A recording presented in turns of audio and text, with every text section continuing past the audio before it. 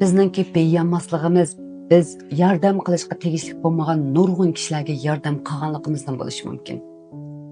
Bizningki ishlarimizning izchil o'ngishli bo'lmasligi taqdirimizningki yaxshi emasligidan emas, balki aql farosatimizning, omatimizning, energiyamizning boshqalarga bo'linib ketganligidan bo'lgan bo'lishi mumkin.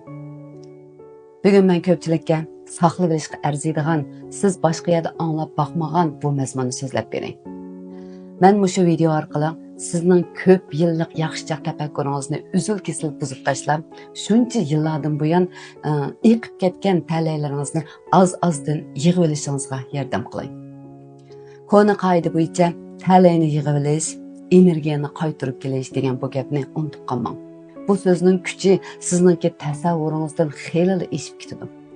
Aldı bilen siz bir odamninki pul tepishidagi eng oxirgi maqsadiningki zodi nemish qilish ekanligini o'ylab baqdingizmi? Hashamatli mashina setib olish, hashamatli uylarni setib olish yoki buzib chechish uchunmi? Yoki boshqalarning sizni cho'ng ko'rishiga erishish uchunmi? Men tijorat bilan shug'ullangan o'sha yillarda jamiyatda xeyli yaxshi yashayotgan bir qism kishilar bilan uchrashdim. Ular mushu masalaga kelganda bunday javob berdi. Pul tepishninki eng oxirgi maqsadi o'zini atrofidagi to'van energiyalik odamlar yana to'van energiyalik ishlardan yiroq qilish. Mana mushunchalik oddiy. Shunga dacha nima uchun qimmat?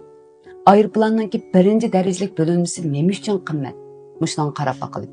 Uning qimmati azaldan huzurlanishli emas, balki bo'shliq, jimjitlik, ozoda.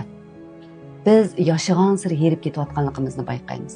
Amaliyotda bu bizning tirishmaganligimizdan emas, bizning taqdirimizning yaxshi bo'lmaganligidan emas, balki har kuni boshqalarningki nachar kayfiyatiga biz bog'lanib qolganligidan bo'ladi. Bizning beshimizda xuddi bir ova chivin bordek, bir minutmi tinchlanmaymiz. Boshqalar ko'ngilsiz ishlarga yo'liqsa bizni izlab topadi. Bir qarorga kelolmasa bizni izlab so'raydi. Siz bularni kishilar bilan bo'lgan munosabatimizning yaxshiligi, ijtimoiy aloqamizning yaxshiligi deb qaraysiz. Amaliyotda bu faqat bizningki subyektivligimizning bak ojiz ekanligidan bo'ladi. Biz osonlik yo'tkilib turamiz. Bizning energiyamiz, quvvatimiz bu yerga azroq, u yerga azroq taqilib turadi. Hargizmi ma'lum bir ishga markazlashib boqmaydi. Achchig'imizni biz yig'ib olmaymiz. Bu chaqda omad bizning qishimizga kelgan taqdirda tutib qololmaymiz. Şuna adam üzül kesil yaxshi bo'lish uchun achchig'ini yig'ishimizni bilishimiz kerak. Birinchidan, boshqalarga osonlikcha aql ko'rsatmaslik. Bo'libmi og'zida o'zgirman deb amaliyotida mangu